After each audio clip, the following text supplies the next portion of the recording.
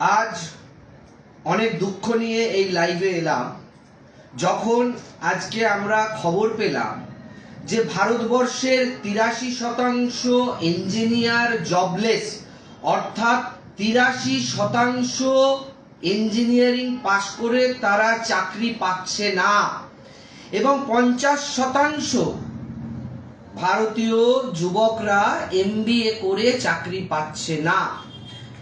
যথেষ্ট বেদনা এবং যথেষ্ট চিন্তা এবং ভয়ঙ্কর একটা ভয়ঙ্কর সত্যের সামনে আমরা দাঁড়িয়ে আছি আজকে, যেখানে বাবা মায়েরা লক্ষ লক্ষ টাকা খরচা করে তাদের সন্তানদের ইঞ্জিনিয়ারিং পড়তে পাঠায় বা পড়াশোনার জন্য খরচা করে। সেখান থেকে যদি আজকে সমীক্ষায় বড় বড় পত্রপত্রিকায় উঠে আসে যে 83% পাশ করা ইঞ্জিনিয়াররা জবলেস, একবার চিন্তা করুন, আমাদের সবার ঘরে বা আত্মীয় স্বজন কেউ না কেউ ইঞ্জিনিয়ারিং পড়ছে, তাহলে তাদের ভবিষ্যৎ কি হবে? আজকে যখন আমরা দেখতে পাই 83% ইঞ্জিনিয়ার আজকে তারা কোনো ভালো চাকরি বা কাজ কিচ্ছু নেই, তারা বেকার বসে আছে। ঠিক MBA এরও একই হাল, 50% MBA পাশ করে বেকার বসে আছে। এর থেকেও এক ভয়ঙ্কর, ভয়ানক, বিভৎস, মর্মান্তিক চিত্র উঠে আসে গতকাল যখন আমরা দেখি রাজস্থানে পিয়ন পোস্টের জন্য, অর্থাৎ গ্রুপ ডি পোস্টের জন্য লোক নেওয়া হবে সরকারি দপ্তরে। সেখানে আবেদন করে PhD degree holder, engineer, even লয়ার্সরা, লয়ের স্টুডেন্টরা, যারা ল পাস করে ওকালতি করবে, সেই লয়ের স্টুডেন্টরা যারা অলরেডি MBA করেছে, পোস্ট গ্রাজুয়েট করেছে, ইঞ্জিনিয়ারিং করেছে, তারা আজকে পিয়ন পদের জন্য যাচ্ছে। এটা একটা মানে বার্নিং ইস্যু। আমরা সবকিছু ইস্যু থেকে মুখ ফিরিয়ে থাকলেও বা সবকিছু ইস্যুকে হালকা ছলে নিয়ে নিজেরা ভুলে থাকলেও আমাদের প্রত্যেকের ঘরে বাড়িতে সন্তান রয়েছে। কারুর সন্তান ক্লাস 3-তে পড়ছে, কারুর 4-এ পড়ছে, কারুর 7-এ পড়ছে, কারুর 8-এ পড়ছে, কারুর 9-এ, কারুর সামনের বছর মাধ্যমিক দেবে, কারুর উচ্চ মাধ্যমিক দেবে। আজকে একটা মধ্যবিত্ত পরিবার সব থেকে বেশি খরচা করে সন্তানের পড়াশোনার পেছনে। একটা মধ্যবিত্ত পরিবার তার রোজগারের সিংহভাগ খরচা করে তার সন্তান প্রতিপালনে, তার পড়াশোনায়। প্রথম খরচা তার পরিবারে সে আলাদা করে রাখে সন্তানের পড়াশোনার জন্য। অর্থাৎ আমরা মধ্যবিত্তরা যা রোজগার করি, সেই রোজগারের অর্ধেক রোজগার আমাদের সন্তানদের পড়াশোনার পেছনে আমরা ব্যয় করি। কি আশায় করি? যে আমরা সারা জীবন খাটতে পারবো না, আমরা যখন বয়স্ক হব, আমাদের সন্তানরা যদি সুপ্রতিষ্ঠিত হয়, তারা তাদের নিজের পায়ে দাঁড়ায়, তারা রোজগার করে একটা সুন্দর জীবন যাপন করবে এবং বৃদ্ধ বাবা মায়ের ভরণ পোষণ করবে। সেই আশায় আমরা লক্ষ লক্ষ টাকা খরচা করি। কিন্তু আজকে বাস্তবটা দেখা যাচ্ছে যে বাবা মায়েরা লক্ষ লক্ষ টাকা খরচা করেছে তাদের সন্তানদের পড়ানোর জন্য, তারা আজকে 83% জবলেস, ইঞ্জিনিয়ারিং পাস করার পরেও। আজকে 50% MBA করার পরেও জবলেস। এবং আজকে আমরা দেখতে পাচ্ছি যে একটা পিয়ন পদের জন্য পোস্ট গ্রাজুয়েট থেকে ল গ্রাজুয়েট, MBA থেকে PhD, প্রত্যেকে সেই লাইনে আবেদন করতে যাচ্ছে। তাহলে এই ভয়ানক পরিস্থিতি থেকে আমাদের উদ্ধার করবে কে? জানি না আপনারা রাজনৈতিকভাবে, এবং যে তথ্যগুলো আপনাদের সামনে আমি তুলে ধরলাম আমাদের পেজে, জয়দেব স্যার ক্লাসেস এর পেজে, এগুলো অলরেডি আমরা পোস্ট করেছি।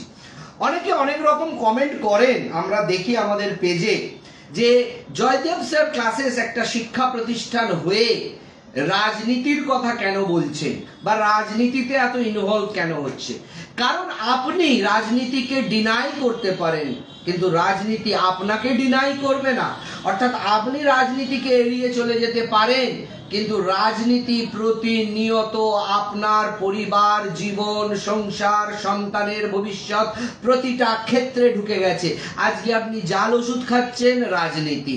আজকে আপনি চড়া সুদে টাকা ধার নিচ্ছেন, আবার সেই টাকা ধার মেটাতে আবার ধার নিচ্ছেন, আপনার রোজগার কমছে, সেটাও রাজনীতি। আজকে আপনি দাঁড়িয়ে মেডিক্লেমের প্রিমিয়ামটা অনেক বেশি দিচ্ছেন, সেটাও রাজনীতি। আজকে মূল্য বৃদ্ধি হচ্ছে, সেটাও রাজনীতি। আজকে শিক্ষা থেকে স্বাস্থ্যে দুর্নীতি হচ্ছে, সেটাও রাজনীতি।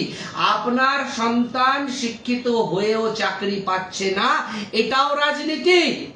সেই জন্যই জয়দেব স্যার ক্লাসেস রাজনীতিতে ইনভলভ হয়েছে। কারণ যদি শিক্ষিতরা রাজনীতিতে ইনভলভ হয় বা ইন্টারেস্ট দেখায়, তাহলে একমাত্র রাজনীতির দুর্বৃত্তায়ন কিছুটা হলেও কমানো সম্ভব।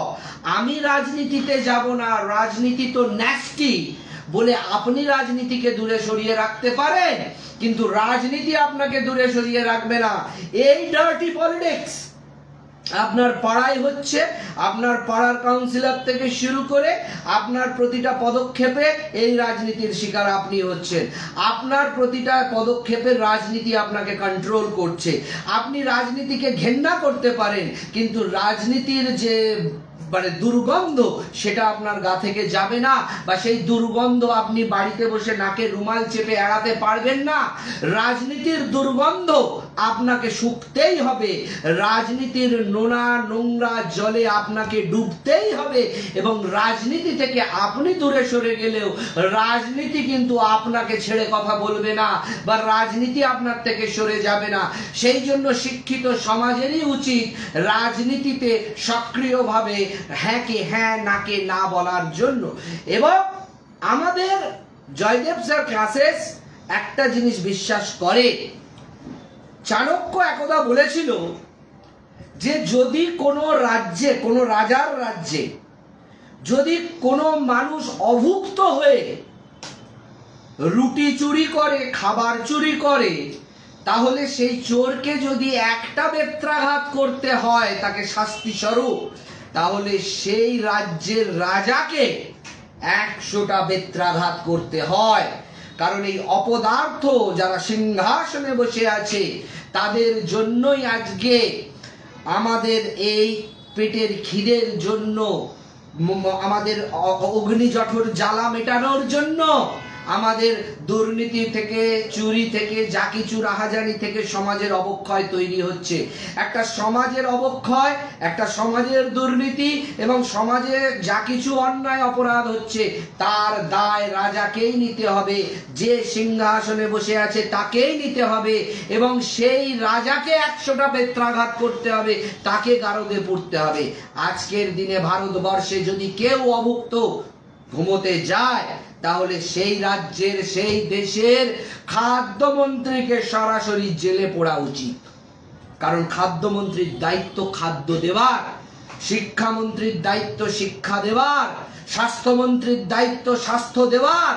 সেখান থেকে যদি দিতে না পারে, তাকে জেলে বা গারদে পোড়া উচিত। ঠিক যেভাবে চাণক্য বলেছিল, যদি কেউ খেতে না পেয়ে রুটি চুরি করে, সেই চোরকে একটা বেত্রাঘাত করলে সেই রাজ্যের রাজাকে, সেই দেশের রাজাকে 100টা বেত্রাঘাত করতে হবে। অতএব আজকের দিনে যে বেকারত্বের জ্বালা, এই জ্বালা আজকে ভারতবর্ষের সমস্ত রাজ্যে, রাজ্যের মুখ্যমন্ত্রীরা এর থেকে গা ঝেড়ে দিতে পারে না, আর দেশের প্রধানমন্ত্রীও গা ঝেড়ে দিতে পারে না। চাকরি দেবার দায়িত্ব ছিল তাদের, তারা ক্ষমতায় এসেছিল চাকরি দেবে বলে, কিন্তু আজকে চাকরি দিতে পারলো না। আজকে আমরা যদি কাউকে প্রতিশ্রুতি দিই এবং প্রতিশ্রুতি দিয়ে যদি সেই প্রতিশ্রুতিটা ভঙ্গ করি, বিভিন্ন ক্ষেত্রে আমরা দেখছি প্রতিশ্রুতি দিয়ে প্রতিশ্রুতি ভঙ্গ করলে তার সাজা হয়। ভারতীয় আইন দণ্ডবিধি অনুযায়ী তার সাজা হয়। ভোটের বাজারে যে প্রতিশ্রুতিগুলো দেওয়া হয় বা ম্যানিফেস্টোতে যেগুলো লেখা হয় যে আমরা সরকারে এলে এই এই করব, কেউ বলছে 2 কোটি চাকরি দেব, কেউ বলছে ডবল ডবল চাকরি দেব, এই প্রতিশ্রুতিগুলো যখন ভঙ্গ হয় তখন সেই প্রতিশ্রুতি দানকারী দল বা সেই নেতা নেত্রীদের কেন কোনো সাজা হয় না? কারণ আমরা সেই জায়গা থেকে অনেক দূরে সরে আছি। আজকে আমাদের সন্তানদের ভবিষ্যৎ কি হবে? আজকে আমরা সন্তানদের পেছনে এত টাকা খরচা করছি, এত রোজগারের সিংহভাগ খরচা করছি, কিন্তু দিনের শেষে ইঞ্জিনিয়ার 83% জবলেস, MBA 50% জবলেস, এবং গ্রুপ ডির পিয়ন পদে এই PhD থেকে পোস্ট গ্রাজুয়েট থেকে ল গ্রাজুয়েট সবাই যাচ্ছে। তাহলে আমাদের এত উচ্চ শিক্ষায় শিক্ষিত হয়ে যদি আমরা নিজেদের পেটের জ্বালা না মেটাতে সক্ষম হই, বাবা মায়ের দায়িত্ব নিতে না সক্ষম হই, অপারগ হই, তাহলে আমাদের উপায় কি? এদেশে গণবিপ্লব, গণ আন্দোলন, গণ অভ্যুত্থান কি হবে জানি না। কারণ আপনারা তো বলেন রাজনীতি করা নোংরামো, শিক্ষকরা রাজনীতিতে আসতে পারে না, শিক্ষকরা রাজনীতি করতে পারে না, বা শিক্ষকদের রাজনীতি নিয়ে কোনো বক্তব্য থাকতে পারে না, শিক্ষকরা একটা আলাদা গ্রহ থেকে যেন এসছে, তারা কোনো রাজনৈতিক বক্তব্য রাখলে তাদেরকে কটূক্তি করা হয়। তাতে ডোন্ট বদার, বিশ্বাস করুন, যারা যে মূর্খরা এইভাবে বলে তাদের আমরা বদারই করি না। কারণ আমরা বুঝি যে একটা স্টুডেন্টেরও যদি ক্যারিয়ার গড়তে হয়, দুর্নীতিমুক্ত স্বচ্ছ নিয়োগ প্রক্রিয়া দরকার, নিয়োগ দরকার, যথেষ্ট পরিমাণে নিয়োগ দরকার, কর্ম সৃষ্টি করা দরকার, এবং সেটা করতে পারে সেই দেশের রাজ্যের সরকার, এবং সেই সরকারকে বারবার বেত্রাঘাত করব আমরা, সে কেন্দ্রের সরকার হোক বা রাজ্যের সরকার হোক, আমরা কাউকেই রেয়াত করি না। যার যেটা ভালো আমরা বলবো ভালো, যার যেটা কালো আমরা বলবো কালো, তাতে কার কি এসে গেল, আমাদের ভারী বয়ে গেল। তার কারণ হচ্ছে আমরা প্রতিশ্রুতিবদ্ধ আমাদের স্টুডেন্টদের প্রতি। স্টুডেন্টরা যে আজকে আমাদের কাছে পড়াশোনা করছে, তারা যদি স্বচ্ছ নিয়োগ প্রক্রিয়ার মধ্যে দিয়ে তারা মেধার ভিত্তিতে তারা যদি আজকে তাদের চাকরি না পায়, যদি তারা তাদের মেধার ভিত্তিতে তারা তাদের জায়গাটা না পায়, বিভিন্ন প্রতিযোগিতামূলক পরীক্ষায়, জয়েন্ট এন্ট্রান্সে বা প্রবেশিকা পরীক্ষায় বা প্রতিযোগিতামূলক চাকরির পরীক্ষায় যদি সেখানে তারা জায়গা করে উঠতে না পারে, বা তারা শিক্ষিত হবার পরে যদি তাদের পুনর্বাসন বা তাদের কর্মের সংস্থান না করতে পারে, যদি কেউ তাদের নিয়োগ প্রক্রিয়ায় সততা করে, আমরা বলবো, যদি কেউ তাদের নিয়োগ করার ক্ষেত্রে দুর্নীতি করে আমরা বলবো, যদি কেউ শিক্ষিত হওয়ার পরে তাদের হাতে কাজ না দিতে পারে, ভাগ না দিতে পারে, আমরা বলবো। কারণ আমরা জাতের লড়াইয়ে বিশ্বাস করি না, আমরা ভাতের লড়াইয়ে বিশ্বাস করি। সবার হাতে ভাত থাকলে জাতের চিন্তা আসবে না, ভাতের অভাবেই জাতের চিন্তা আসে। আজকে আমাদের সকলের হাতে কাজ নেই, অর্থ নেই, আমরা প্রত্যেকে ঋণগ্রস্ত হয়ে পড়েছি। কিন্তু আজকে আমি এখানে কোনো সমাজ সংস্কারের দায়িত্ব নিয়ে বসিনি। বুকে খুব যন্ত্রণা হয়, ব্যথা হয় যখন দেখি দেশের 83% ইঞ্জিনিয়ার আজকে বেকার, আজকে দেশের 50% যুবক বেকার, MBA করেও তারা চাকরি পাচ্ছে না। সেখান থেকে বলছি যে তাদের কি করা উচিত। যদি কেউ লয়ে পড়াশোনা করে, ল গ্রাজুয়েট হয়, তারা যদি জুডিশিয়ালের প্রিপারেশন নিতে চায়, তারা যদি জুডিশিয়াল সার্ভিসের মধ্যে নিয়ে যেতে চায়, তাহলে তাদের নিবিড় প্রশিক্ষণ, প্রিপারেশন, প্রস্তুতি দরকার। যদি কেউ IAS IPS হতে চায়, তার জন্য নিবিড় প্রশিক্ষণ, প্রস্তুতি দরকার। তাকে এই লড়াইয়ের মধ্যে ইঁদুর দৌড়ে সামিল হতেই হবে। এবং যদি কেউ জয়েন্ট এন্ট্রান্সে সরকারি কলেজে পড়তে চায়, তার জন্য তার নিবিড় প্রশিক্ষণ এবং প্রস্তুতি দরকার। এবার সব থেকে যেটা বড় কথা, আজকের দিনে বাবা মায়েরা তাদের হার্ড আর্নিং মানি, অর্থাৎ আমরা জানি যারা সংসার চালায় মাসে 5,000 বা 10,000 টাকা সেভ করা কতটা কষ্টে। যদি ধরেই নেওয়া যায় যুক্তির খাতিরে আমরা 10,000 টাকা মাসে সেভ করি, বছরে 1,20,000 টাকা, 15 বছরে তার মানে 15-16 লাখ টাকা আমরা জমাবো। সেইটা আমরা আমাদের সন্তানদের ইঞ্জিনিয়ারিং পড়ার জন্য ব্যয় করি, নার্সিং পড়ার জন্য ব্যয় করি, আমরা ডাক্তারি তো আরো কস্টলি, 1 কোটি টাকার কাছাকাছি চলে গেছে, ইঞ্জিনিয়ারিং 20-25 লাখ টাকার কাছাকাছি চলে গেছে, এবং নার্সিংও আজকে 10 লাখ 12 লাখ টাকার কাছাকাছি চলে গেছে। তাহলে আমাদের 15 বছরের অর্জিত পুঁজিকে আমরা ছেলে মেয়েদের ইঞ্জিনিয়ার, নার্স, ডাক্তার করার জন্য খরচা করে যখন দেখি যে তারা জবলেস, তখন আমার একুলো গেল, ওকুলো গেল, দুকুল গেল। সেই জন্য বলছি বাবা মায়েদের এই বেকারত্বের যন্ত্রণা এবং এই বেকারত্বের এক বিভীষিকাময় অভিশপ্ত জীবনচক্রে বা একটা সময়খণ্ডে, কালখণ্ডে, জানি না এ থেকে কবে উদ্ধার হবে। আবার এআই আসছে, আর্টিফিশিয়াল ইন্টেলিজেন্স, তো আরো চাকরি খাবে, আরো চাকরি খেকো। এই এআই কে মোকাবিলা করে, আর্টিফিশিয়াল ইন্টেলিজেন্সকে মোকাবিলা করে, এবং আজকের নিয়োগ বাজার ডামাডোল এবং যে আর্থিক মন্দা, সেখানে যদি আজকে 12 পাস করার পর আপনারা মনে করছেন যে আপনাদের সন্তানকে পয়সার জোরে 20 লাখ টাকা দিয়ে, 25 লাখ টাকা দিয়ে আপনি ইঞ্জিনিয়ারিং পাস করিয়ে আনবেন, রেজাল্ট 83% ইঞ্জিনিয়ার বেকার বসে আছে, আপনার সন্তানও বেকার বসে থাকবে। যদি ঘরের 20 লাখ টাকা না খরচা করতে চান, বরং সোনায় লাগান, 1 লাখ টাকা ভরি হয়ে গেছে সোনা, আগামী দিনে ওই 20 লাখ টাকা দিয়ে 20 ভরি সোনা কিনুন, হয়তো 40 লাখ টাকা হয়ে যাবে 5 বছরে। কিন্তু আপনার ছেলেকে 20 লাখ টাকা দিয়ে ইঞ্জিনিয়ারিং পড়ালে আমি আপনাকে গ্যারেন্টি দিচ্ছি 5 বছরে সে 40 লাখ টাকা রোজগার করে আপনাকে দিতে পারবে না। সে 40 লাখ টাকা রোজগার করে আপনাকে দিতে পারবে না 20 লাখ টাকা দিয়ে আপনি আপনার সন্তানকে ইঞ্জিনিয়ারিং পড়ালে। এই 20 লাখ টাকা দিয়ে আপনি সোনা কিনে রাখুন, আপনার ডবল হবে।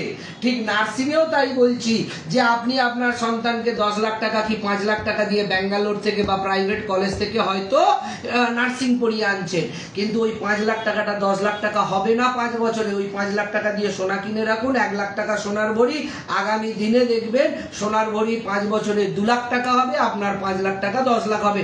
না হলেও 5 লাখ টাকাটা 7.5 লাখ টাকা হবে। কিন্তু আপনার মেয়েকে যদি নার্সিং বেসরকারি কলেজ থেকে 3 লাখ 4 লাখ টাকা লোন করে পড়িয়ে আনেন, তারপরে লোনের টাকাও আপনাকে সুদতে হবে, সুদও আপনাকে সুদতে হবে, এবং আপনার সন্তানও বেকার বসে থাকবে, আপনার ঘরের টাকাও চলে যাবে।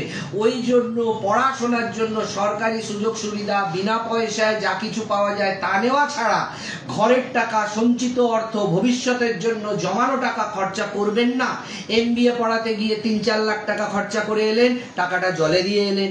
ইঞ্জিনিয়ারিং পড়াতে গিয়ে 20 লাখ টাকা খরচা করে দিয়ে এলেন, টাকাটা জলে দিয়ে এলেন। কারণ 83% জবলেস ইঞ্জিনিয়ার, 50% MBA জবলেস, এবং যারা কাজ করছে তাদের যা বেতন, মনে করুন একজন নার্স আপনি পাস করিয়েছেন 5 লাখ টাকা খরচা করে, তার স্যালারি হচ্ছে 3,500, 4,000, 5,000, খুব বেশি হলে 7,000 টাকা। অর্থাৎ 7,000 টাকা দিয়ে আপনার 5 লাখ টাকা সুদে আসলে যে 7.5-8 লাখ টাকা হবে, সেটা আপনি শোধ করতে আপনার 10 বছর, 15 বছর, 20 বছর লেগে যাবে। এবং আজকে যদি সোনা কিনে রাখেন ওই টাকায়, বরং আপনার টাকাটা অ্যাড ভ্যালুয়েশন হবে। অর্থাৎ আমার বলার বক্তব্য হচ্ছে যে আপনার কাছে যে 5 লাখ টাকা আপনি মেয়েকে নার্সিং পড়াবার জন্য ভাবছেন, সেইটা নার্সিং না পড়িয়ে আপনি ওটায় সোনা কিনে রাখুন, বা জমি কিনে রাখুন, বা একটা ফ্ল্যাট কিনে রাখুন। আপনাকে অ্যাপ্রিসিয়েশন ভ্যালু দেবে। 10%, 20% হোক, 50%, 100% তো দিতে পারে, ডবলও করে দিতে পারে টাকা। কিন্তু বেসরকারি কলেজে টাকা খরচা করে পড়িয়ে আনলে ঘরে বেকার ছেলে, সঙ্গে লোনের বোঝা, সঙ্গে সুদের বোঝা, টানতে টানতে আপনি হিমশিম খাবেন। ঠিক সেই রকম ভাবেই আপনি যখন ইঞ্জিনিয়ারিং কলেজে নিয়ে গিয়ে লোন করে হোক বা ঘরের জমানো পুঁজি, আপনার বার্ধক্যের জন্য রক্ত, এক ঘাম জল এক করে যে রোজগার করেছিলেন, সেই রোজগারের টাকাটা আজকে আপনার জলে যাবে। কেন না? আপনি ভবিষ্যতের পুঁজি 20 লাখ টাকা খরচা করে ছেলেকে ইঞ্জিনিয়ারিং পড়াচ্ছেন কি আশায়? ছেলে ভালো চাকরি করবে, ছেলে নিজের পায়ে দাঁড়াবে, ছেলে প্রতিষ্ঠিত হবে, ছেলে আপনাকে ভবিষ্যতে আপনার ভরণ পোষণ করবে বা সে নিজে আয় উপায় করবে। আজকের তথ্য হচ্ছে 83% ইঞ্জিনিয়ার এখনই, যখন কিনা এআই এখনো পুরোপুরি গ্রাস করেনি, তখনই ইঞ্জিনিয়াররা 83% বেকার। তাহলে ভেবে দেখুন, যদি আপনি আরো 5 বছর ডাউন দ্য লেন চলে যান, তখন যদি কেউ ইঞ্জিনিয়ারিং পাশ করে 20 লাখ টাকা বা 25 লাখ টাকা খরচা করে বেরোয়, তখন তো এআই ইঞ্জিনিয়ারিং এর পুরো কাজটাই খেয়ে বসে থাকবে। তখন তো 83%টা দেখবেন 93% পৌঁছে গেছে। তখন তো একটা ইঞ্জিনিয়ারেরও কাজ হবে না, কারণ এআই সব কাজ করে দেবে। অর্থাৎ ইঞ্জিনিয়ারিং পড়াবার জন্য এই উচ্চ মাধ্যমিকের পরে যে বাবা মায়েরা ভুলটা করে, সেই ভুলটা হচ্ছে প্রথম, বেসরকারি কলেজ থেকে তাকে ইঞ্জিনিয়ারিং পড়ায়। খবরদার, আপনার জমানো পুঁজি, আপনার জমানো টাকা, আপনার সঞ্চিত অর্থ, গচ্ছিত সম্পদ, আপনার রক্ত জল করা পয়সা, মাথার ঘাম পায়ে ফেলে রোজগার করা পয়সা, এগুলোকে দয়া করে বেসরকারি কলেজে পড়াশোনা করবার জন্য আপনারা খরচা করবেন না। তাহলে ঘরে বেকার ছেলে উল্টে লোনের বোঝা, সঙ্গে সুদের বোঝা, দিশেহারা হয়ে যাবেন। সরকারি কলেজে পেলে বাবা পড়, না পেলে পড়তে হবে না। পাতি গ্র্যাজুয়েট করে ঘরে বসে থাক, সেই এমনি ইঞ্জিনিয়ার করেও ঘরে বেকার বসে থাকবি, তার থেকে তুই পাতি গ্র্যাজুয়েট করে ঘরে বসে থাক। আমার ঘরের 20 লাখ টাকা ঘরে থাকুক, আমার ঘরের 5 লাখ টাকা আমার ঘরে থাকুক। আমার ঘরের 5 লাখ টাকা খরচা করে আপনি নার্সিং পড়াতে নিয়ে গেলেন, নার্সিং পড়ে এসে আপনার লোনের বোঝা, সুদের বোঝা, ঘরে বেকার মেয়ে বসে আছে। অতএব তখন আপনার দিশেহারা নাজেহাল অবস্থা হবে। দরকার নেই 5 লাখ টাকা রেখে দিন, মেয়ে যদি সরকারি কলেজে নার্সিং চান্স পায় তো পড়ান, যদি না পায় পড়াবার দরকার নেই, পাতি বিএ, বিএসসি, বিকমে ভর্তি করে দিন, পাস করুক, করে ঘরে এমনি বেকার বসে থাকবে। বেসরকারি কলেজ থেকে 5 লাখ টাকা খরচা করে নার্সিং পাস করে ঘরে বেকার বসে থাকার থেকে আপনার বিনা পয়সায় কলেজ থেকে বিএ, বিএসসি, বিকম পড়ে যদি বেকার বসে থাকুক, তাতে আপনার 5 লক্ষ টাকাটা সোনায় বা জমিতে বা বাড়িতে লাগালে সেটা ডবল হয়ে যাবে। কিন্তু আপনার মেয়ে বেসরকারি কলেজ থেকে নার্সিং পড়ে এসে কিন্তু আপনাকে কখনোই টাকা ফেরত দিতে পারবে না বা ডবল করে দিতে পারবে না, ও জলেই যাবে। সরকারি পয়সায়, বিনা পয়সায় সরকারি কলেজে পড়তে পারলে পড়, না পড়তে পারলে টাকা পয়সা দিয়ে পড়ানো বন্ধ করুন। ওই যে গচ্ছিত পয়সা দিয়ে আপনারা ডিগ্রিটা কিনতে যান, আমরা এটাই বলার চেষ্টা করছি, পয়সা দিয়ে ডিগ্রি কিনে লোনের বোঝা, সুদের বোঝা, বেকারত্বের জ্বালা, সবটা কিন্তু সম্মানে সংসারকে পুরো বিষময় করে তুলবে। এখনই আমি যে কথাগুলো বলছি অনেকের জীবনে প্রতিফলিত হয়ে গেছে, অনেকেরই ঘরে ঘরে মিলে গেছে। কিন্তু যারা এখনো ঠকেননি বা যারা প্ল্যান করছেন যে আগামী দিনে আমার ছেলেকে আমি অমুক কলেজে ইঞ্জিনিয়ারিং পড়াবো, 12 লাখ, 14 লাখ, 15 লাখ টাকা খরচা করে, আমি আমার মেয়েকে নার্সিং পড়াবো অমুক কলেজে 5 লাখ, 6 লাখ, 7 লাখ, 8 লাখ টাকা খরচা করে, আমি আমার মেয়েকে ছেলেকে এমবিএ করাবো এত লাখ টাকা খরচা করে। যদি আপনার কালো টাকা থাকে আপনি করতে পারেন, যদি আপনার টাকার মায়া মমতা না থাকে আপনি করতে পারেন, টাকার উপর যদি দয়া নেই, ড্রেনে ভাসিয়ে দেওয়ার মতন যদি আপনার অগাধ পয়সা থাকে আপনি করতে পারেন, বা টাকা পুড়িয়ে দেওয়ার মতন যদি অগাধ পয়সা থাকে আপনি করতে পারেন। যাদের হাজারে বেজার নেই তারা করতে পারে, কিন্তু যাদের হার্ড আর্নিং মানি, যাদের মাথার ঘাম পায়ে ফেলে রক্ত জল করে দিনে দিনে তিল তিল করে পেটে গামছা বেঁধে মাসে মাসে 5,000 টাকা, 10,000 টাকা জমিয়ে আজকে 15 লাখ টাকা কি 20 লাখ টাকার একটা গচ্ছিত সম্পদ বা সঞ্চয় তৈরি করেছেন, বা একটা 20 লাখ টাকার আপনি ব্যাংক ব্যালেন্স বানিয়েছেন আপনার বার্ধক্যের জন্য, আপনার যখন কর্মক্ষমতা চলে যাবে, বুড়ো হবেন, আপনি বসে বসে খাবেন, তার প্ল্যান করে যে 20 লাখ টাকা জমিয়েছেন, বা আপনার প্রভিডেন্ট ফান্ড গ্র্যাচুইটি থেকে যে 20 লাখ টাকা, 25 লাখ টাকা পেয়েছেন, সেই টাকাটাকে জলের মতন একটা ওই মরিচিকার পেছনে ছুটে আপনার ছেলে মেয়েকে ইঞ্জিনিয়ার করবার জন্য সরকারি কলেজে চান্স পায়নি, মেধার ভিত্তিতে তাকে 1 বার 2 বার 3 বার চেষ্টা করতে বলুন। ঘরে ইঞ্জিনিয়ারিং পাস করে 3 বছর বেকার বসে থাকার থেকে 3 বছর জয়েন্ট এন্ট্রান্স দিয়ে সরকারি কলেজে পড়ুক। 3 বছর সরকারি কলেজে না চান্স পেলে ঘরে বসে যদি তার প্রিপারেশন নেয়, আপনার 20 লাখ টাকা বেঁচে যাবে। আর আপনি 20 লাখ টাকা খরচা করে তার বছর বাঁচাতে তাকে বেসরকারি কলেজে পড়িয়ে ঘরে এনে বেকার বসিয়ে রাখবেন, তখন আপনার 3 বছরটাও যাবে, 4 বছরটাও যাবে, 5 বছরটাও যাবে, সঙ্গে 20 লাখ টাকাও যাবে। তার থেকে বলুন বাবা তুই ইঞ্জিনিয়ারিং হওয়া পড়বি, জি মেন WBG দিবি, তুই একবারে না পারিস দুবারে, দুবারে না পারিস তিনবারে, তিনবারে না পারিস চারবারে দে, কিন্তু তুই সরকারি কলেজেই পড়ে তুই ইঞ্জিনিয়ার হ, নইলে তো বেসরকারি কলেজ থেকে পড়ে এসে তুই বেকারি ঘরে বসে থাকবি 5 বছর।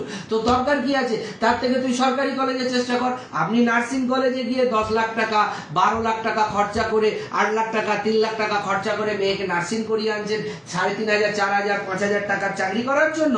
দরকার কি আছে? ওকে বলুন যে তুই ANM GNM এর জন্য 3 বছর প্রিপারেশন নে, তুই জেনপাস ইউজির জন্য 3 বছর দরকার হলে প্রিপারেশন নে, তুই এইমস BSc নার্সিং এর জন্য 3 বছর প্রিপারেশন নে, সঙ্গে প্যারালালি কলেজ কর। কিন্তু যদি পড়তে হয় সরকারি কলেজে পড়, সরকারি কলেজে বিনা পয়সায় পড়ে আয়। BSc নার্সিং করে চাকরি না পেলেও আমার দুঃখ নেই, ANM GNM পড়ে এসেও যদি না চাকরি পায় দুঃখ নেই, যদি আমার ইঞ্জিনিয়ারিং পড়ে এসেও চাকরি না পায় দুঃখ নেই, কারণ আমার ঘরের 20 লাখ টাকা গচ্ছিত রয়েছে, আমার 5 লাখ টাকা গচ্ছিত রয়েছে, 7 লাখ টাকা গচ্ছিত রয়েছে, কিন্তু আমার ঘরের টাকাও চলে গেল বেসরকারি কলেজগুলোতে, আর আমার সুদের বোঝাও চেপে গেল লোন করে পড়তে গিয়ে। কারণ স্টুডেন্ট ক্রেডিট কার্ডেও কিন্তু লোন নেয়, লোনের টাকায় কিন্তু 4% হারে সুদ নেয়, ভালো করে খবর নেবেন। তো স্টুডেন্ট ক্রেডিট কার্ডেও কিন্তু আপনার 4% সুদের হারে আপনার উপর একটা লোনের বোঝা, সুদের বোঝা, ঘরে বেকার ছেলে আর মেয়ে বসে আছে। টাকাটা কে শোধবে? আপনাকেই শুধতে হবে। আর যদি ভাবেন আমি শুধবো না, লোন দিয়েছে চাকরি না দিলে টাকা শুধবো না, ব্যাংক আপনার নামে আইনি চিঠি পাঠাবে, ব্যাংক আপনার নামে লিগাল নোটিশ পাঠাবে, সরকার সব সময় থাকে না, বদলায়, ইশারা কাফি আছে, এবং সব থেকে বড় কথা আপনার ব্যাংকের সিভিল স্কোরটি খারাপ হবে। আগামী দিনে আপনি একটা ফোন কিনতে যান, আপনি একটা স্কুটি কিনতে যান, আপনি একটা সামান্য ফ্রিজ কিনতে যান, আপনাকে রেড কর্নার করে রাখবে ব্যাংক যে এর লোন নিয়ে লোন শোধে না, এর লোন ডিফল্টার, এর সিভিল খারাপ, একে কোনো লোন দেওয়া যাবে না। তখন একটা ফোনের জন্য আপনাকে ক্যাশ ডাউন করতে হবে, তখন আপনি কোনো বাজাজ কার্ড বা কোনো EMI ফাইন্যান্স কেউ দেবে না, কারণ আপনার সিভিল ডামাডোল হয়ে জিরো হয়ে যাবে। অতএব তখন আপনি রেড কর্নার হয়ে যাবেন। আপনার লোন যদি না আপনি পরিশোধ করেন গাজোয়ারি করে যে চাকরি পাইনি লোন শোধ করবো না, করতে হবে না, আপনাকে রেড কর্নার করে ফেলে রাখবে। তারপরে যা লিগাল নোটিশ আছে সেই ঝামেলা তো সামলাবেন, সে দৃশ্য তো দেখবেন পরে। আমাদের অভিজ্ঞতা আছে তাই আমরা বলছি। কিন্তু আপনাকে যেটা বলার যে এই এক ভীষণ বিভীষিকাময় সমাজে যেখানে 83% ইঞ্জিনিয়াররা বেকার বসে থাকছে, লক্ষ লক্ষ টাকা একটা ইঞ্জিনিয়ারিং পড়তে গেলে এখন মিনিমাম 25 লাখ টাকা খরচা আছে। সেই 25 লাখ টাকা আপনি ঘরে রেখে সোনা কিনে রাখুন, আপনার নিঃসন্দেহে 30 লাখ টাকা হয়ে যাবে 5 বছরে। বা আপনার একটা ফ্ল্যাট কিনে রাখুন, 25 লাখ টাকাটা 35 লাখ টাকা হয়ে যাবে। জমি কিনে রাখুন, অন্তত 25 লাখ টাকাটা 35 লাখ টাকা হয়ে যাবে। কিন্তু আপনার ছেলেকে 25 লাখ টাকা দিয়ে ইঞ্জিনিয়ারিং করে আনবেন, ঘরে বেকার ঢুকে বসে থাকবে, সেটা তথ্য সমীক্ষা সবাই বলছে।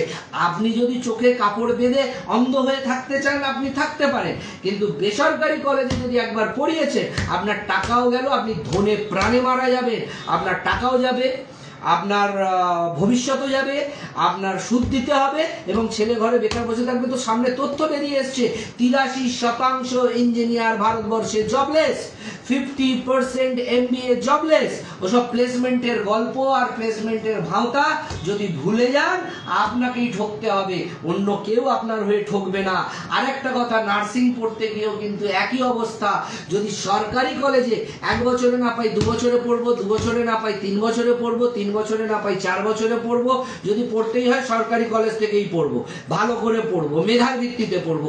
আর যদি সেটা না করেন, আপনি টাকার জোর দেখিয়ে ডিগ্রি কিনতে পারেন, কিন্তু আপনার মেয়ে ঘরে ঠায় বেকার বসে থাকবে, ওই ডিগ্রি ছেড়ে আপনাকে ফেলে দিতে হবে। এইটুকু মাথায় নিয়ে নেবেন।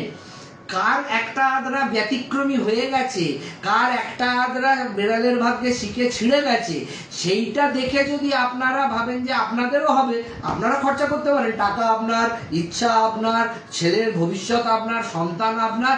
আমাদের কর্তব্য, আমরা আপনার থেকে, আপনারা একটা ছেলে মেয়ের বাবা আর আমি 100 ছেলে মেয়ের বাবা। আমার কাছে প্রতিদিন 100 কেস হিস্ট্রি আসছে, 100 বাবা মা এসে কান্নাকাটি করছে, 100 বিষাদগ্রস্ত, ডিপ্রেসড এক এক এক অসহনীয় যন্ত্রণার মধ্যে দিয়ে যে সমস্ত ছেলেমেয়েরা যাচ্ছে, তাদের মুখগুলো আমাদের সামনে প্রতিনিয়ত ভেসে ওঠে। বাবা মায়ের আর্তনাদ ভেসে ওঠে, বাবা মায়ের করুণ মুখ ভেসে ওঠে, এবং বাবা মায়ের দুঃখ যন্ত্রণা কষ্টগুলো দেখে মনে হলো আপনাদেরও জানাই। কারণ এই পেজের মাধ্যমে আমরা হয়তো সকলের কাছে পৌঁছতে পারবো না, সকলের কাছে পৌঁছানো সম্ভব নয়, কিন্তু যে কজনের কাছে পৌঁছতে পারি, যে কজনকে যদি একজনকেও সাবধান করতে পারি এবং তাকে ঠকা থেকে বাঁচাতে পারি এবং তার গচ্ছিত মাথার ঘাম পায়ে ফেলে রক্ত জল করা কষ্টার্জিত সঞ্চিত তাদের যে গচ্ছিত অর্থ পুঁজি ভবিষ্যতের জন্য তারা জমিয়েছিল, সেটাকে যাতে তারা জলের মতন ভাসিয়ে না দেয়, তার থেকে যদি একটি মানুষকেও বাঁচাতে পারি, সেই জন্য আজকে আমাদের এই লাইভটা করা। যে যদি একটি মানুষও এর থেকে উপকৃত হয়, তাহলেও জানবো যে আমাদের এই আজকের প্রয়াস, আজকের লাইভ আমাদের সার্থক।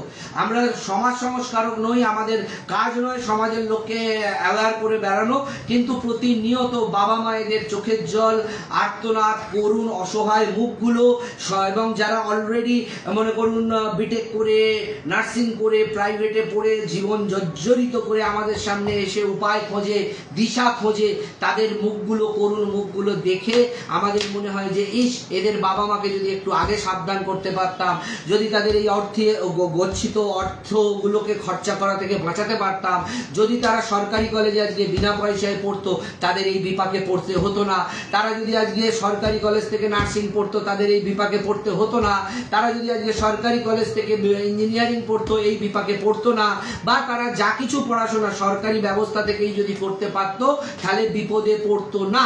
কিন্তু তারা বেসরকারি কলেজগুলোর লোভে পা দিয়ে সেখানে জলের মতন টাকা খরচা করে পড়ে সর্বশান্ত হয়ে আজকে সমাজে সব রকম ভাবে যন্ত্রণায় ভুগছে। অসুখ হয়েছে, এক একজনের বাবা মায়ের চিকিৎসা করাতে পারছে না। তারা ভেবেছিল যে আমার ছেলেকে ইঞ্জিনিয়ারিং পড়াবো, তারপরে কলেজ বলেছে 60, 70, 80 হাজার টাকার প্যাকেজে মাসে চাকরি করে দেবে, সেই আশায় খরচা করে দিয়েছে, যে ইঞ্জিনিয়ারিং পড়া হয়ে গেছে, বেরিয়ে এসছে, দিচ্ছি দেবো হচ্ছে, বাবা মায়ের শরীর খারাপ করেছে, চিকিৎসা করতে পারছে না, ধার দেনা করছে, আরো দেনায় ডুবে যাচ্ছে, একটা দেনা থেকে মুক্ত হতে আর একটা দেনা করছে, দেনায় দেনায় জর্জরিত হচ্ছে, এবং সব থেকে বড় কথা হচ্ছে এই ক্রেডিট কার্ডে লোন নিয়ে আবার সেই লোন মেটাতে আরেকটা লোন, আরেকটা লোন মেটাতে আরেকটা লোন, লোনে লোনে লোনে লোনে লোনে লোনে জীবন একেবারে চক্রবুহের মতন ফেসে যাচ্ছে। এবং তারা বাবা মায়ের চিকিৎসা তো করাতেই পারছে না, বাবা মায়ের সঞ্চিত গচ্ছিত অর্থ সেটাও দিয়ে আসছে ওই প্রাইভেট কলেজগুলোতে, সেটা নার্সিং হোক, সেটা ইঞ্জিনিয়ারিং হোক, আর ডাক্তারি তো বলবেনই না, ডাক্তারিটা ধরা ছোঁয়ার বাইরে চলে গেছে। এখন রাশিয়া টাশিয়ায় গিয়েও মানুষ পড়তে যাচ্ছে ছেলেকে ডাক্তার করাবার জন্য। ইউক্রেনে সামান্য কদিন আগে যুদ্ধ হলো, ডাক্তারগুলো কিরকম ফিরে এসে পেন্ডুলামের মতন দুলছিল, রাজ্য কেন্দ্র চলছিল ফুটবল খেলা, তাদের ভবিষ্যৎ গেছে, উল্টে সেখানেও কিন্তু তারা 30-40 লাখ টাকা খরচা করে চলে এসছে। আর এই প্রাইভেটে রাশিয়া যান, অমুক দেশ যান, তমুক দেশ যান, ইউক্রেনে যান, গিয়ে ডাক্তারি পড়ে 30-40-50 লাখ টাকা খরচা করে আসবেন। আগের এই টাকাটা ঘরে রাখলে ওই টাকায় বরং আপনার ছেলে সারা জীবনের ভবিষ্যৎ কেটে যাবে। আর যদি আপনার অগাধ টাকা থাকে আপনি খরচা করতে পারেন, যাদের হাতে অগাধ টাকা আছে, টাকা নষ্ট হলে আপত্তি নেই, তারা করতে পারে। কিন্তু যারা কষ্ট করে মধ্যবিত্ত রোজগার করেছে তাদের জন্য এই বার্তা, মানে যাদের ব্ল্যাক মানি আছে, কালো টাকা আছে, বা প্রচুর টাকা খরচা হলেও গায়ে লাগে না, তাদের জন্য এই ভিডিও নয়। যারা মধ্যবিত্ত কষ্ট করে রোজগার করে তাদের জন্য এই বার্তা, যে বেসরকারি কলেজে পড়ে নিজের ভবিষ্যৎ, নিজের পুঁজি, সঞ্চিত অর্থ জলে দেবেন না। কারণ এখন দেশে বেকারত্ব ছেয়ে গেছে 83%, মানে ভেবে দেখুন 17% ইঞ্জিনিয়ার কাজ করছে, 100টা ইঞ্জিনিয়ারের মধ্যে 17টা ইঞ্জিনিয়ার চাকরি করছে, 83টা ইঞ্জিনিয়ার বেকার বসে রয়েছে। 100টা MBA পাস করে 50 জন চাকরি করছে, 50 জন বেকার বসে রয়েছে। কে বলতে পারে আপনার ছেলের ভাগ্যে এই বেকারত্বটা লেখা নেই? আর নার্সিং এর তো পুরো একেবারে প্রাইভেট কলেজে পড়া মানে পুরো সর্বনাশ করা, কোনো ভবিষ্যৎ নেই। সরকারি কলেজে 1 বছর লাগুক, 2 বছর লাগুক, পর পড়ে বেরো, নইলে পাতি BA BSc BCom পড়ে গ্র্যাজুয়েট হয়ে এমনি বেকার বসে থাকবি। ইঞ্জিনিয়ার বেকার হওয়ার থেকে BA BSc BCom করে বেকার হয়ে থাকুক, এমনি নার্সিং পড়ে বেকার হওয়ার থেকে BA BSc BCom করে বেকার হয়ে থাকুক, বা আজকে কোনো MBA করার দরকার নেই, বেকার বসে থাকুক, কিন্তু টাকাও গেল, বেকার হয়ে ঘরে বসে রইল। এই যন্ত্রণাটা কি সহ্য করা যায়? আজকে ভারতবর্ষে প্রতিটা ঘরে বেকার, কাকে বলবেন? রাজ্য সরকারকে বলবেন না কেন্দ্র সরকারকে বলবেন? এ বললে বলে ও দোষী, ও বললে বলে তুই দোষী।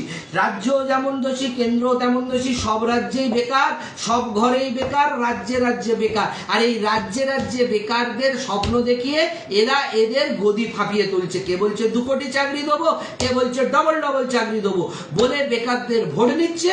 বেকারদের ভোট নিয়ে তারা তাদের গদি সামলাচ্ছে, তারা তাদের ফ্যামিলিকে বড়লোক করছে। আর আপনার বেকারত্বটাকে ইস্যু করে, আপনার বেকারত্বটাকে ভাঙিয়ে তারা ক্ষমতায় আসছে। অতএব এই চক্করে না পড়ে আমরা সরকারি পয়সায়, সরকারি পরিকাঠামোয় যেটা পারবো সেটাই পড়বো, না পারলে কষ্টের টাকা কষ্টে রোজগার করব। তার থেকে বরং ভালো আমি আমার নিজের চেষ্টায় যা পারবো করব, কিন্তু বেসরকারি কলেজে গিয়ে পুঁজি, সঞ্চিত অর্থ, গচ্ছিত অর্থ আমরা দিয়ে আসবো না। যদি আপনারা দিয়ে এসে ঠকেন বা কাঁদেন, তার দায়িত্ব আপনাদের। সাবধান করার ছিল। আমরা প্রতিনিয়ত ঘটনা দেখছি, দেখতে দেখতে ব্যথিত হচ্ছি, কষ্ট লাগছে, আপনাদের সঙ্গে শেয়ার করলাম। ভালো লাগলে কথাটা দয়া করে আরো 10 জন আত্মীয় বন্ধু বান্ধবের কাছে পৌঁছে দেবেন, আরো মানুষকে জানাবেন। ভালো না লাগলে আপনি স্কিপ করে যাবেন।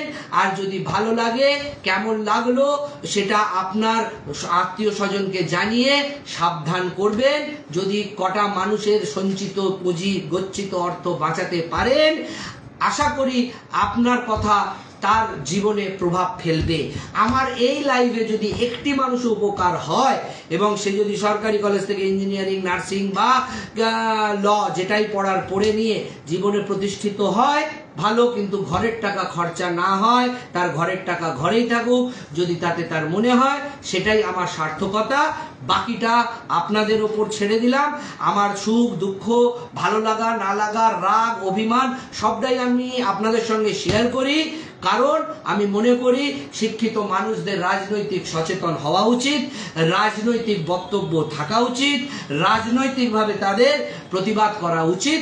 এবং রাজনীতিকে আমি ডিনাই করলেও রাজনীতি আমাকে ডিনাই করবে না, তাই আমি রাজনীতিকে ডিনাই করি না। আমি রাজনীতিকে ইগনোর করলেও রাজনীতি আমাকে ইগনোর করবে না, তাই আমি রাজনীতিকে ইগনোর করি না। আমার জীবন আষ্টে পৃষ্ঠে প্রভাবিত হয় রাজনীতির জন্য। অতএব আমি রাজনীতি থেকে আমার শিক্ষা, আমার ছাত্র সমাজ, আমার ছাত্রদের ভবিষ্যৎকে সুরক্ষিত করার জন্য আমাকে সেই লড়াইটা লড়তে হয়। তাতে আপনাদের ভালো লাগতে পারে, নাও লাগতে পারে, কিন্তু আপনারা আপনাদের সন্তানদের ভবিষ্যৎটা সুরক্ষিত করুন সুচিন্তিতভাবে। আবেগের বশে কোনো সিদ্ধান্ত নেবেন না। এবং সেক্ষেত্রে কিন্তু আবারও বলছি, ভারতবর্ষে আজকের দিনে 83% ইঞ্জিনিয়ার জবলেস, 50% MBA জবলেস। এবং আজকে রাজস্থানে গ্রুপ ডি পোস্টের জন্য আবেদন করছে PhD থেকে ল গ্র্যাজুয়েট, ল গ্র্যাজুয়েট থেকে পোস্ট গ্র্যাজুয়েট, পোস্ট গ্র্যাজুয়েট থেকে ইঞ্জিনিয়ার। এবং আপনি দেখেছেন পশ্চিমবঙ্গেও ডোমের পোস্টের জন্য PhD, MSc, MA, MComরা অ্যাপ্লাই করেছে। এটা গল্প কথা নয়, রূঢ় বাস্তব, এটাই সত্যি। সেই জন্য ঘরের টাকা খরচা করে বেসরকারি কলেজে গিয়ে লাখ লাখ টাকা খরচা করে ডিগ্রি কেনা বন্ধ করুন। নিজের মেধার বলে যদি হয়তো হবে, না হলে এমনিই বেকার থাকবে, অমনিই বেকার থাকুক। ধন্যবাদ, নমস্কার।